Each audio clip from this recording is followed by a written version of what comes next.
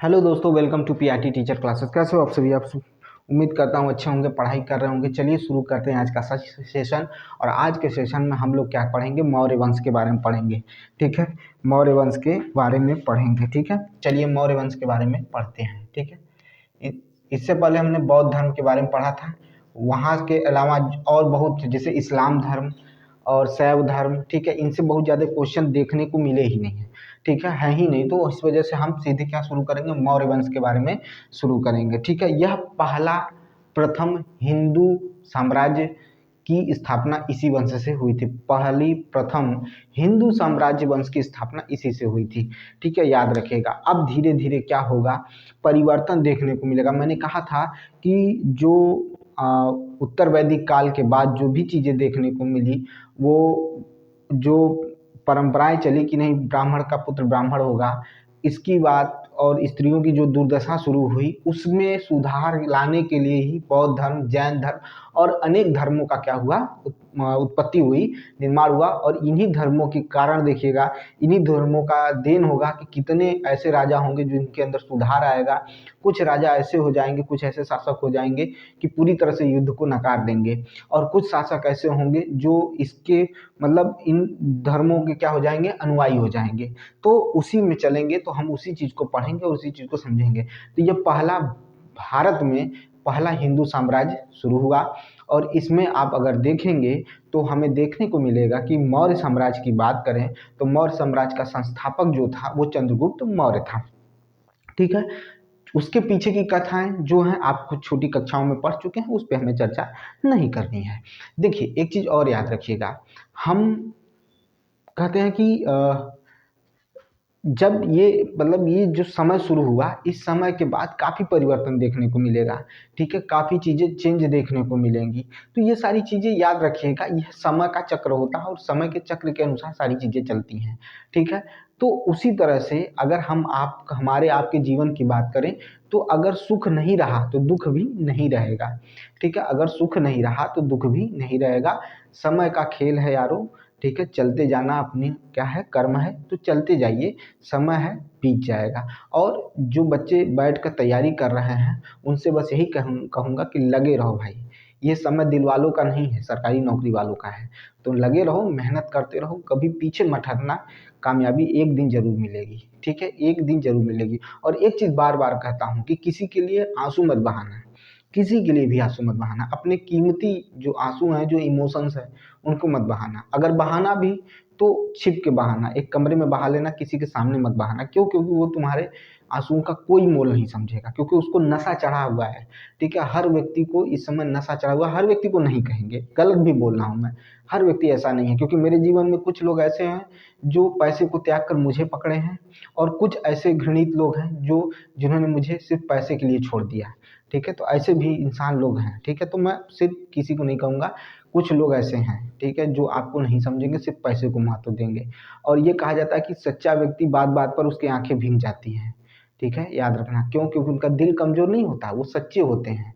और उनका जब मतलब कहते हैं बार बार आंख आंख भीगने का बस यही मतलब है कि वो उम्मीद जिससे लगा लेते हैं, उस उम्मीद के साथ उनके साथ क्या हो जाता है? खिलवाड़ हो जाता है। लेकिन वहीं पर कहा जाता है कि कोई इंसान क्यों बदल गया। आज जो बड़े बड़े पोस्ट पर बैठे हुए हैं, फिर जब उनके पास आप जाते तो कहेंगे यार इसके अंदर बहुत बदलाव आ गया। क्यों? क्योंकि उसको बदलने पर आपने मजबूर किया है, इस समाज ने उसे बदलने पर मजबूर किया है। जिस मेहनत से उसने, जब वो मेहनत कर रहा था ना, उसके साथ कोई खड़ा नहीं था। अब आप उससे उम्मीद कर रहे हो कि एसडीएम साहब मेरी मदद करें। तो एसडीएम साहब के साथ जब खड़ा होना था, एसडीएम साहब जब ट्रेन में धक्का खा रहे थे, ठीक है, बसों में धक्का खा रहे थे, तब उनके ऊपर तो लाठीचार्ज हुई थी। तो उनको मौका मिलेगा तो वही करेंगे। तो वही चीज़ें हैं, किसी का दोष नहीं है। ठीक है, अगर आप दोष मानिए तो बहुत लोगों का है, नहीं तो नहीं है। अपना समय है, अपने समय को बुझाने की कोशिश करिए, मेहनत करते रहिए। चलिए शुरू करते हैं। पहले हम बात करेंगे चंद्रगुप्त मौर्य की। ठीक है, चंद्रगुप्त मौर्य की बात करेंगे। क्या लिखा, कभी कभी राइटिंग कैसी चली जाती है। ठीक है, चंद्रगुप्त मौर्य की। और याद रखिएगा, शाम 8 बजे आपसे हम जरूर ऑनलाइन मिलेंगे। ठीक है, याद रखिएगा, लाइव 8 बजे हो जाएंगे हम। ठीक है, और 8 घंटा प्रीवियस ईयर के क्वेश्चन हम जरूर देखेंगे। जिसकी मर्जी होगी जुड़ेंगे, जिसकी मर्जी नहीं होगी मत जुड़ेंगे। ठीक है, हमारा काम है वो करेंगे। चंद्रगुप्त मौर्य, इनके बारे में चर्चा कर लें भाई, चंद्रगुप्त मौर्य के बारे में चर्चा कर लें। ठीक है, चंद्रगुप्त मौर्य के बारे में ये अगर सरल शब्दों में समझिए तो ये व्यक्तित्व जो है कहा जाता है कि एक कुलीन वर्ग से आया हुआ व्यक्तित्व था ये, लेकिन इनको मिलने वाले जो गुरु थे इनका जीवन क्या कर दिए थे, बदल दिए थे। तो इसी तरह से याद रखिए, कोई भी गुरु है तो वो आपके जीवन में बदलाव जरूर लेकर आएगा। ठीक है, याद रखिएगा। तो बस ध्यान से सुनने की ज़रूरत है, समझने की ज़रूरत है। पहले इनके शासनकाल को देखेंगे क्योंकि पूछ सकता है। ठीक है, शासनकाल, ठीक है, शासन काल को देखेंगे। पहले इनके शासन काल को देखेंगे फिर आगे बढ़ेंगे। देखिए इनका शासन काल जो था वो 322 बीसी से 298 बीसी था। ठीक है, 298 बीसी था। ठीक है, 298 बीसी था, याद रखिएगा। 322 बीसी से 298 बीसी था। ठीक है, 298 बीसी था, याद रखिएगा। इनका जो क्या था, इनका जो शासन काल था, जब ये गद्दी पर बैठे, जब ये गद्दी पर बैठे तब की बात कर रहा हूँ, तब की बात कर रहा हूँ। ठीक है, और इन्होंने, इनका जो जन्म हुआ था, इनका जो जन्म हुआ था, जन्म हुआ था वो होता था 345 बीसी में। इनका जन्म हुआ था 345 ईस्वी में। किनका जन्म हुआ था, चंद्रगुप्त मौर्य का जन्म 345 बीसी में इनका जन्म हुआ था। ठीक है, 345 बीसी में इनका जन्म हुआ था और 322 में ये क्या हुए, गद्दी पर बैठे और 398 तक रहे। ठीक है, आज इनका पूरा हम लोग क्या करेंगे, इनका पूरा जीवन और राजनीतिक जीवन और कहाँ कहाँ आक्रमण किए थे, क्या क्या किए थे, सब पढ़ा लेंगे। ठीक है, इनके अन्य नाम, अन्य नाम, ठीक है, अन्य नाम क्या क्या है। ठीक है, अन्य नाम क्या क्या है, तो इनके यूनानी नाम बहुत रखे गए। अब उसमें से क्या है, दो बहुत ही महत्वपूर्ण, बहुत नहीं रखे गए लेकिन दो जो थे बहुत ही महत्वपूर्ण, बहुत रखने की जगह में बहुत ही महत्वपूर्ण है। ठीक है, एक था सेंड्रोकोटस, क्या था, एक सेंड्रोकोटस, 2 मिनट रुकिए। क्या थे भाई, इनके जो, इनका जो जन्म हुआ था 345 ईसा पूर्व में हुआ था, लेकिन इन्होंने गद्दी पर कब बैठा, 322 में बैठा और 298 बीसी में इनका क्या हो गया था, इनका पतन हुआ, इनकी मृत्यु हुई। अभी सब पता चल जाएगा, लेकिन इनका अन्य नाम जानिए। पहला था सेंड्रोकोटस, कैसे लिख रहे हैं भाई, सेंड्रोकोटस, सेंड्रोकोटस, सेंड्रोकोटस, और एंड्रोकोटस, ये भी नाम याद रखिएगा प्रभु जी। ठीक है, ये याद रखिएगा, एंड्रोकोटस। ठीक है, ठीक, सेंड्रोकोटस और एंड्रोकोटस जो थे इनके यूनानी नाम थे। ठीक है, यूनानी नाम थे, याद रखिएगा। सेंड्रोकोटस और एंड्रोकोटस इनके नाम थे। चंद्रगुप्त मौर्य की बात कर रहे हैं, चंद्रगुप्त के बारे में ही चर्चा हम कर रहे हैं। सब कुछ समझेंगे, सब कुछ पढ़ेंगे, बस ध्यान देते जाइएगा, सारी चीज़ें आपको समझ में आएंगी। ऐसा कुछ नहीं है कि आपको नहीं समझ में आने वाला है, सब कुछ समझाएंगे हम आपको, सारी चीज़ों का वर्णन करेंगे, अच्छे से पढ़ाएंगे। ठीक है, समझने की कोशिश बस करिएगा। ठीक है, ठीक है, ठीक है। अब देखिए ध्यान से, ये चीज़ हो गया, ये चीज़ हो गया यहाँ पर। अब ध्यान से सुनिएगा, आगे ध्यान से सुनिएगा। ठीक है, इनके जन्म के बारे में मैंने बता ही दिया। ठीक है, इनके जन्म के बारे में मैंने बता दिया। ठीक है, अब ध्यान से सुनिएगा, एक चीज़ याद रखिएगा, पाटलिपुत्र। ठीक है, जो इनकी बात करें तो अगर हम बात करें कि पाटलिपुत्र, ठीक है, इनकी राजधानी बनी। ठीक है, पाटलिपुत्र क्या थी, इनकी राजधानी बनी। ठीक है, ठीक है, समझ में आई बात, पाटलिपुत्र राजधानी बनी। लेकिन उससे पहले काफी लंबे समय तक, पाटलिपुत्र बनने से पहले, इनकी राजधानी पाटलिपुत्र बनने से पहले मगध की राजधानी क्या थी, काफी लंबे समय से तक क्या थी, राजगृह थी। क्या थी, राजगृह थी। ये याद रखिएगा, ये बहुत इंपॉर्टेंट है। ठीक है, ये याद रखिएगा, जो इनकी राजधानी थी वो काफ़ी लंबे समय तक क्या थी, पहले मगध की राजधानी राजगृह थी। इनके बाद इन्होंने अपनी राजधानी क्या बनाई, पाटलिपुत्र बनाई। याद रखिएगा, पाटलिपुत्र बनाई। ठीक है, इसी में एक व्यक्ति आते हैं, विशाखा दत्त। कौन आया, विशाखा दत्त, ध्यान से सुनते जाइए। विशाखा दत्त, क्यों नाम ले रहे हैं इनका, याद अभी बता देते हैं, विशाखा दत्त। ठीक है, एक व्यक्ति का नाम आया जिसका नाम था, क्या था, विशाखा दत्त। ठीक है, उनकी एक कृति थी, विशाखा दत्त की कृति थी मुद्रा राक्षस। कौन था, मुद्रा राक्षस। ठीक है, मुद्रा राक्षस। ठीक है, इनकी कृति थी, किसकी कृति थी? तो विशाखा दत्त की। पूछ सकता है क्वेश्चन में, उसमें कोई बड़ी बात नहीं है। पूछ सकता है कि विशाखा दत्त कृति में, ठीक है, विशाखा दत्त की कृति जो थी मुद्रा राक्षस, ठीक है, वो पूछ सकता है। इसी मुद्रा राक्षस में चंद्रगुप्त मौर्य को एक अन्य नाम से जाना गया, एक अन्य नाम से जाना गया। ठीक है, यह कहा जाता है कि वो शब्द दिया गया उनको, तो वो शब्द दिया गया था इसमें मुद्रा राक्षस में वृषल। क्या दिया गया था? वृषल दिया गया था। वृषल का मतलब होता है निम्न कुल से आने वाला, छोटी जाति का आने वाला। ठीक है, जो छोटी जाति से आने वाला, निम्न कुल का आने वाला। ठीक है, याद रखिएगा, निम्न कुल में पैदा हुआ, ये भी कह सकते हैं। ठीक है, तो इनका नाम क्या, इनका उनको किस शब्द से बुलाया गया? तो वृषल शब्द से बुलाया गया, याद रखिएगा, वृषल। यानी अन्य नामों में इनको अगर कहा जाए तो वृषल भी कह सकते हैं, याद रखिएगा, वृषल भी कह सकते हैं। ठीक है, अब क्या हुआ, चाणक्य जो थे इसको हर चीज़ें मतलब चंद्रगुप्त मौर्य को सिखाए, और उन्होंने सिखाने के बाद चंद्रगुप्त मौर्य ने घनानंद, ठीक है, घनानंद को हराया, घनानंद को हराया। ठीक है, किसकी मदद से हराया? तो चाणक्य की मदद से हराया। इनके गुरु बने, चाणक्य कौन बने? इनके गुरु बने। और चाणक्य का नाम कौटिल्य भी है, याद रखिएगा, चाणक्य का अन्य नाम क्या है? कौटिल्य भी है। और भी बहुत नाम है, सब बताएंगे, सुनते जाइए पहले। ठीक है, चाणक्य का नाम कौटिल्य भी है और विष्णुगुप्त भी है।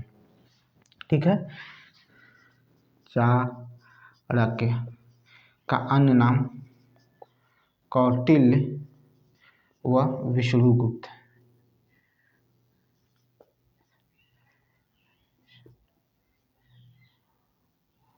क्या हो गया भाई, क्या कर रहे हैं? विष्णुगुप्त। ठीक है, विष्णुगुप्त, कभी कभी दिमाग से उतर जाता है, विष्णुगुप्त। ठीक है, विष्णुगुप्त, याद रखिएगा, विष्णुगुप्त था। ठीक है, अभी इनके बारे में पता चलेगा, अर्थशास्त्र नामक पुस्तक लिखी थी इन्होंने, सबकी चर्चा करेंगे, बस सुनते जाइए। ठीक है, तो इन्होंने क्या किया, घनानंद को क्या किया? हराया। ठीक है, घनानंद को हराने के बाद चंद्रगुप्त को क्या बनाए थे? शासक बनाए, और खुद क्या बने? प्रधानमंत्री बने। ठीक है, ये क्या बन गए? प्रधानमंत्री बने। और इन्होंने एक पुस्तक लिखी थी, किसने लिखी थी? तो चाणक्य ने लिखा था अर्थशास्त्र। चाणक्य ने क्या लिखा था? अर्थशास्त्र लिखा था, अर्थशास्त्र। इस पुस्तक का आगे चल के बहुत क्या होगा? वर्णन होगा, घबराइएगा नहीं, इसके बारे में भी हम चर्चा करेंगे, घबराने की जरूरत नहीं, इसके बारे में हम चर्चा करेंगे। ठीक है, समझ में आई बात? इसके बारे में हम चर्चा करेंगे कि क्या क्या चीज़ें हैं इसमें। ठीक है, लेकिन इसको अभी थोड़ा सा विशिष्ट रूप से अलग रखिए, अभी इसके बारे में चर्चा करने की जरूरत नहीं, क्योंकि हम पढ़ रहे हैं चंद्रगुप्त मौर्य के बारे में। ठीक है, तो इसलिए इसकी चर्चा अभी बाद में करेंगे। ठीक है, ठीक है, अब ध्यान से सुनिएगा, आगे देखिएगा। ठीक है, अब यहाँ से कहानी पूरी शुरू होती है। अब यहाँ पर कौटिल्य मिल गए, विष्णुगुप्त जिन्हें कहा गया, जिन्हें चाणक्य कहा गया, ये क्या हुए? अर्थशास्त्र नामक पुस्तक लिखे और इनके प्रधानमंत्री बने, किसके? चंद्रगुप्त मौर्य के। चंद्रगुप्त मौर्य का एंड्रोकोटस नाम पड़ा। 322 ईसा पूर्व में ये गद्दी पे बैठे और पाटलिपुत्र राजधानी बनी इनकी। और ध्यान से सुनिएगा, 345 बीसी में, कहीं कहीं 340 बीसी भी लिखा हुआ है, याद रखिएगा, 345 बीसी और 340 बीसी दोनों लिखा हुआ है। ठीक है, जहाँ पर आपको जैसे समझ में आए समझिएगा, लेकिन जैसे ऑप्शन देखने को मिले उस तरह से लगाइएगा। ठीक है, अब ध्यान से सुनिए, ये अनुयायी किसके हुए? अनुयायी किसके हुए? तो ये अनुयायी हुए जैन धर्म के। ठीक है, ठीक है, ये जैन धर्म के क्या हुए? अनुयायी हुए। देखिए क्या कह रहा हूँ, जैन धर्म के क्या हुए? अनुयायी हुए। ठीक है, जैन धर्म के अनुयायी हुए। कौन हुए जैन धर्म के अनुयायी? तो चंद्रगुप्त मौर्य हुए।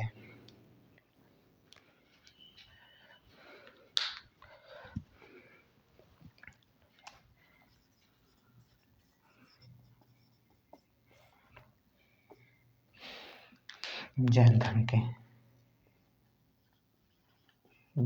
के अनुयायी हुए। ठीक है, कौन हुए? चंद्रगुप्त मौर्य जैन धर्म के क्या हुए? अनुयायी हुए। ठीक है, जैन धर्म के क्या हुए? अनुयायी हुए। ठीक है, और इन्होंने शिक्षा किससे ली थी? शिक्षा किससे ली? इनके गुरु कौन बने? ठीक है, तो वो थे भद्रबाहु। कौन थे? जैन धर्म के मुनि थे, जैन मुनि भद्रबाहु, भद्रबाहु। ठीक है, भद्रबाहु क्या थे? जैन मुनि हुए, भद्रबाहु इनके क्या हुए? जैन मुनि हुए। ठीक है, जैन मुनि हुए, क्या, इनकी जो शिक्षा जिससे लिए थे वो थे भद्रबाहु, जिनसे इन्होंने क्या किए थे, इन्होंने शिक्षा ली थी। इन्होंने क्या किया था, शिक्षा ली थी। भद्रबाहु से इन्होंने क्या किया था, शिक्षा ली थी। ठीक है, या उसी को दीक्षा भी कहते हैं। क्या कहते हैं, दीक्षा भी कहते हैं। ठीक है, दीक्षा भी कहते हैं। इनकी अगर हम देखें, अगर हम समझें, तो मुख्यतः 3 पत्नियों का वर्णन है। ठीक है, 3 पत्नियों का वर्णन है। ठीक है, इनकी 3 पत्नियों का वर्णन है। ठीक है, देखिए कौन कौन है। पत्नी, पत्नी, पत्नी फर्स्ट। ठीक है, क्या है अभी, पत्नी सेकेंड, फिर पत्नी, पत्नी थर्ड। ठीक है, तीनों का वर्णन कर देते हैं आपको, तीनों को हम लिख देते हैं, याद रखिएगा। इनकी पत्नियां हुई। ठीक है, आज जमाना उल्टा हो चुका है, याद रखिएगा। ठीक है, याद रखिएगा, जमाना उल्टा हो गया है। पहली कौन थी, धूर्धरा थी। धूर्धरा, पहली कौन थी, धूर्धरा थी। ठीक है, याद रखिएगा, पहली कौन थी, धूर्धरा थी। ठीक है, धूर्धरा थी। दूसरी कौन थी, हेलेना थी। कौन थी, हेलेना। ठीक है, हेलेना। ठीक है, हेलेना। दूसरी कौन थी, हेलेना थी। तीसरी कौन थी, चंद्र नंदिनी थी। कौन थी, चंद्र नंदिनी। चंद्र नंदिनी थी, चंद नंदिनी थी। ठीक है, याद रखिएगा, ये है। अभी आगे भी चलिए, अभी बहुत इनके बारे में बहुत कुछ पढ़ना है। अभी सेल्यूकस निकेटर जो 305 ईसा पूर्व में क्या हुआ था, इनके साथ युद्ध हुआ था, उसमें जो समझौता होता है उसके बारे में भी चर्चा करेंगे। पहले ये 3 को देख लीजिए। ठीक है, याद रखिएगा, इनके बारे में देख लीजिए। ठीक है, ये चीज हो गया। अब देखिए, अब क्या हुआ कि 305 ईसा पूर्व में सेल्यूकस निकेटर को इन्होंने हरा दिया। 305 ईसा पूर्व में सेल्यूकस निकेटर को इन्होंने क्या किया था, हरा दिया था। ठीक है, चलिए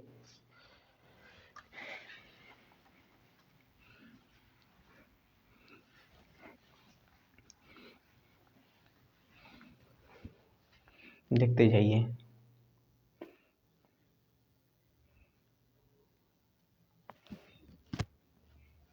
ठीक है, देखिए युद्ध,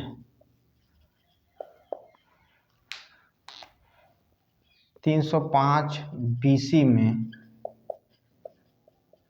सेल्यूकस सेल्यूकस निकेटर को इन्होंने हराया।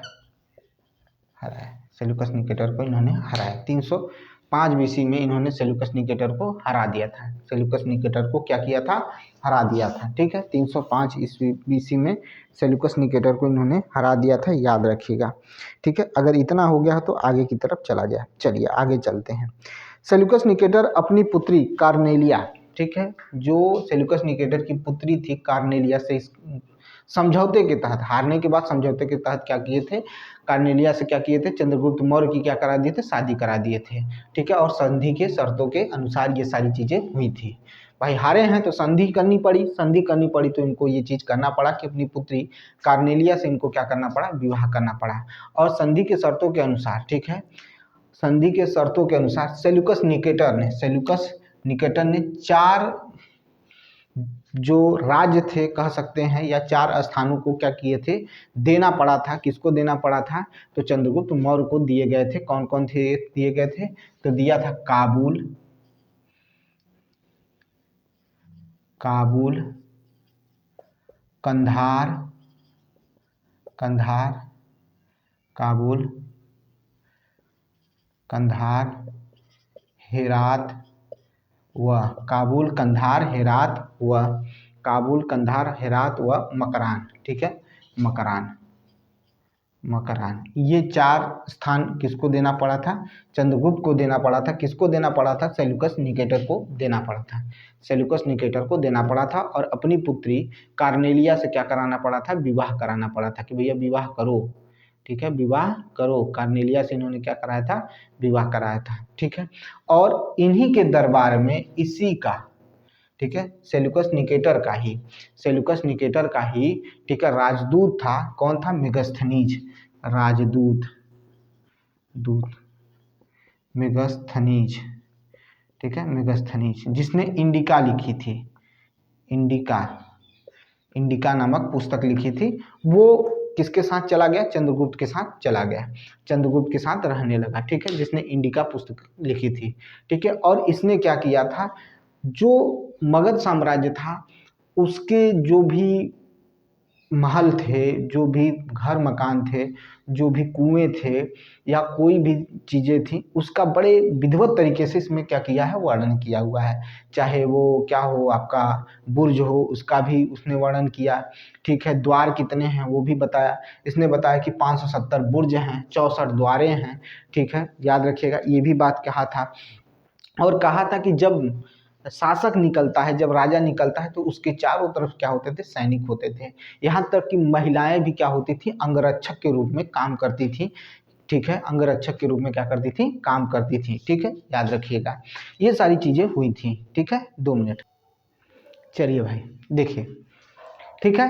तो ये जो मेगास्थनीज था, ये क्या किया था, यहाँ पर जब भी राजा की सवारी निकलती थी, ठीक है, तो उनके बारे में बड़ा बढ़ा चढ़ाकर या कहा जाता था कि उनकी जो सुरक्षा व्यवस्था थी, उनके चारों तरफ बताए जाते थे कि क्या करते थे कि उनके तोते मतलब होते थे या पक्षी होते थे रंग बिरंगे, वो घूमते रहते थे।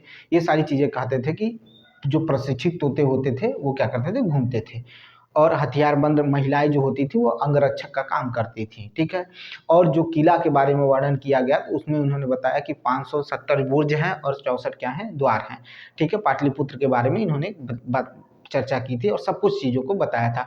और एक चीज़ और कहा था, बहुत महत्वपूर्ण चीज़ कहा था कि जो शासक होता था वो कभी भी एक कमरे में या कहा जाता था कि एक जगह पर नहीं सोते थे। उनका हमेशा क्या होता था, दिन प्रतिदिन क्या होता था, बदलता रहता था। और जो भोजन होता था, वो भोजन जो होता था उसको करने से पहले जो बनाने वाला होता था या खास तरह के नौकर जो होते थे वो क्या करते थे, खाना को चखते थे, ठीक है। फिर उसके बाद कहीं जाकर क्या करता था, खाना खाने का काम करता था। और याद रखिए, मैंने अभी कहा कि 2 रात, ठीक है, एक कमरे में नहीं बिताए जाते थे। जो शासक थे वो कभी नहीं सोते थे, याद रखिएगा। अब क्या हुआ, जो चंद्रगुप्त और सेल्यूकस के बीच जो युद्ध हुआ था उसका वर्णन एपियानस नामक क्या था, एपियानस नामक जो था, एपियानस नामक व्यक्ति था, उसी ने किया था, ठीक है। और कहा था कि एक प्लुकार्ड जो थे, प्लुकार्ड के अनुसार सेल्यूकस को 500 हाथी क्या किया गया था, उपहार में दिया गया था, ठीक है। क्या किया गया था, 500 हाथी क्या किया गया था, उपहार में दिया गया था। अभी बहुत कुछ बाकी है, अभी तो कुछ नहीं शुरू किया, अभी तो समझते रहिए बस, अभी समझते जाइए, अभी बहुत कुछ बाकी है, ठीक है। अभी इनके बारे में बहुत कुछ बाकी है। फिलहाल क्या हुआ कि चंद्रगुप्त के अंतिम समय को देखें, अभी इनका जीवन के बारे में देख रहे हैं, इन्होंने क्या किया, अभी सब कुछ बाकी है। इनके जो कहते हैं कि इनका जो अंतिम समय था वो श्रवण बेला गोला में बीता, ठीक है, श्रवण बेला गोला में बीता, ठीक है, श्रवण बेला गोला में बीता। और 298 बीसी में इनकी क्या हो गई थी, मृत्यु हो गई थी। 298 बीसी में इनकी क्या हो गई थी, मृत्यु हो गई थी। किसकी मृत्यु हुई थी, तो किसकी मृत्यु हुई थी, तो हमारे चंद्रगुप्त मौर्य की मृत्यु हो गई थी। और हमने आपको बताया इनकी 3 पत्नियां थी, हमने तीनों के बारे में कहा कि ये 3 पत्नियां थी। उन्हीं में से एक पत्नी से इनका एक पुत्र हुआ जिसका नाम था बिंदुसार, ठीक है। इनके एक पुत्र हुआ जिसका नाम था बिंदुसार, ठीक है, याद रखिएगा। इनकी 3 पत्नियों में से एक पत्नी से क्या हुआ, इनको पुत्र हुआ जिसका नाम था बिंदुसार। और वो जो पुत्र हुआ था, ठीक है, जो पुत्र हुआ था वो किससे हुआ था, तो दूधरा जो थी, दूधरा, इन्हीं से पुत्र हुआ, कौन, बिंदुसार, ठीक है, याद रखिएगा। समझ में आई बात। बिंदुसार हुआ था जो इनका पुत्र था, ठीक है, इनका क्या था, पुत्र था। किसका पुत्र था, दूधरा, और किसका, चंद्रगुप्त मौर्य का, ठीक है। और श्रवण बेला गोला में क्या हो गई थी, इनकी मृत्यु हो गई थी। किसकी मृत्यु हुई थी, तो चंद्रगुप्त मौर्य की मृत्यु हो गई थी। और किसके द्वारा हुई थी, तो उपवास के द्वारा हुई थी। किसके द्वारा हुई थी, तो उपवास के द्वारा इनकी मृत्यु हो गई थी, ठीक है। समझ में आई बात, अगर इतना समझ गए हैं तो आगे की तरफ चला जाए, आगे की तरफ चला जाए, ठीक है। इतना अगर समझ में आ गया हो तो चलिए समझ लेते हैं। चलिए, ये तो हो गया, एक छोटा सा परिचय हो गया, लेकिन अभी बहुत कुछ बाकी है। जैसे इन्होंने जैसे ही शासन व्यवस्था संभाली तो उसमें क्या किया, जैसे इन्होंने शासन व्यवस्था संभालते ही कृषि व्यवस्था में सुधार करना शुरू कर दिया था। किसने शुरू किया था? चंद्रगुप्त मौर्य ने। व्यापार की व्यवस्था को भी धीरे धीरे इन्होंने बढ़ाना शुरू कर दिया था। उद्योग व्यवस्था को भी क्या करने लगे थे? सुदृढ़ करना शुरू किए थे, कठोर नियम बनाना शुरू कर दिए थे। न्यायपालिका जैसी व्यवस्था को भी कठोर करना शुरू कर दिया था। ठीक है, न्याय का जो तरीके थे उसमें भी क्या लाए थे? काफ़ी सुधार लाए थे। किसने लाया था? चंद्रगुप्त मौर्य ने लाया था। ठीक है, इतनी चीज़ें हुए थे। और क्या किए थे? शासन व्यवस्था को सुधारने के लिए जो बुनियादी ढांचे होते थे उनको भी क्या किए थे? उनका भी क्या किए थे? सही तरीके से, क्रमबद्ध तरीके से उनका क्या किया गया था? लागू किया गया था। दूसरी चीज़ क्या किया गया था ये भी सुनिएगा, इनके में मापन प्रणाली भी आ चुकी थी। ठीक है, किस तरह से वजन को मापना है, किस तरह से लंबाई को मापना है, ये भी इन्होंने शुरू कर दिया था। और इनके समय में एक सबसे बड़ी व्यवस्था अस्थाई सेना की व्यवस्था शुरू हो गई थी। अस्थाई सेना, ठीक है, अस्थाई सेना। ठीक है, चंद्रगुप्त मौर्य के समय में ही अस्थाई सेना की व्यवस्था शुरू हो गई थी। अस्थाई सेना की व्यवस्था शुरू कर दिए थे। कौन शुरू किए थे? चंद्रगुप्त मौर्य ने शुरू किया था, याद रखिएगा। ठीक है, और एक और चीज, केंद्रीय प्रशासन की व्यवस्था भी इन्हीं के समय में शुरू हुई। केंद्रीय प्रशासन, इसको ये मत सोचिएगा कि हम सिर्फ वो कर रहे हैं, हम लिखाएंगे भी भाई, घबराइएगा नहीं। केंद्रीय प्रशासन व्यवस्था भी शुरू किए थे। फिर से सुनिएगा, इनके आते ही कृषि व्यवस्था में सुधार होना शुरू हुआ, वाणिज्य व्यवस्था में शुरू हुआ, कृषि उद्योग व्यवस्था में शुरू हुआ, सुधार होने लगा।